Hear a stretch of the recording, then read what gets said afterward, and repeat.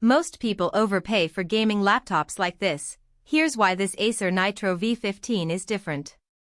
You don't need to drop $1,500 on a high-end rig just to run modern games smoothly, and this one proves it.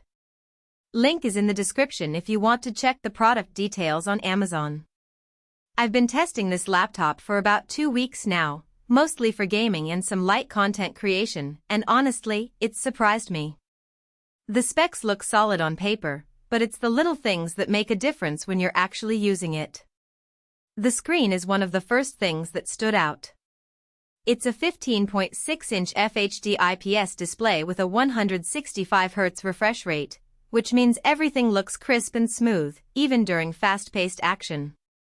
I was playing Cyberpunk 2077 on medium settings with RT overdrive, and the frame rate stayed locked around 80 to 90 FPS.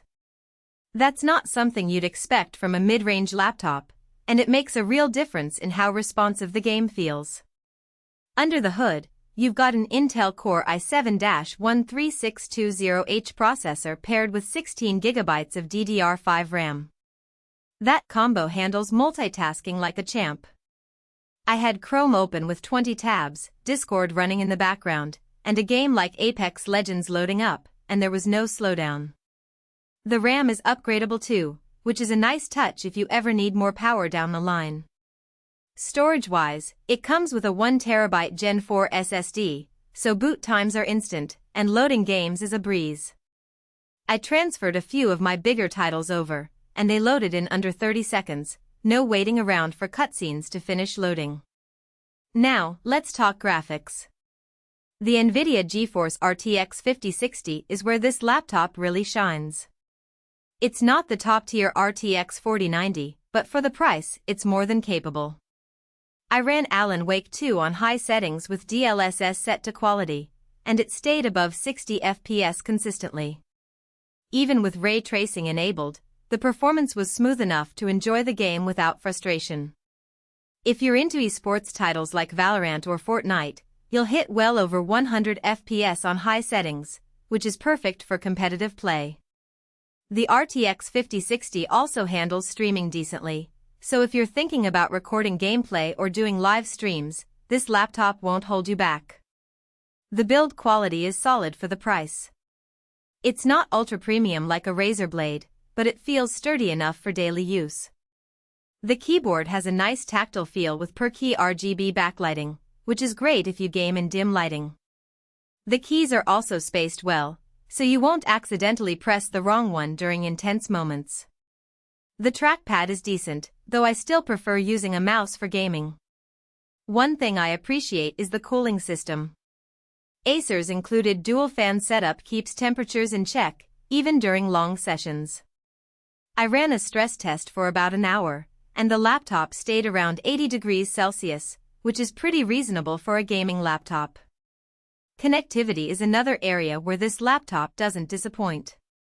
It's got Wi-Fi 6, which means faster and more stable internet connections, especially if you're streaming or downloading large files.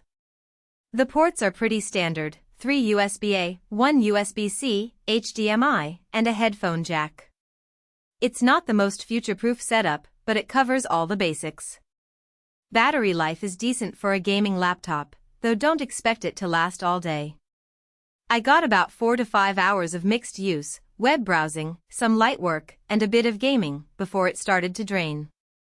If you're mostly plugged in, though, that's not a deal breaker. One thing to note is the display's color accuracy. It's not calibrated out of the box, so if you're doing any photo or video editing, you might want to calibrate it or invest in a colorimeter. For gaming, though, it's more than fine. The colors are vibrant, and the contrast is good, so you won't miss details in dark scenes. So, what's the verdict? If you're looking for a gaming laptop that balances performance and price, this Acer Nitro V15 is a solid pick. It won't break the bank, but it still delivers the power you need for modern games and multitasking. The screen, processor, and graphics card all work together to give you a smooth experience, and the build quality is good enough for everyday use. Pros-wise, the performance is impressive for the price, the display is great for gaming, and the cooling system keeps things running smoothly. On the downside, the battery life could be better, and the color accuracy isn't perfect for creative work. But overall, it's a great value for what you get. If you're on the fence, I'd say go for it. The link is below if you want to check it out.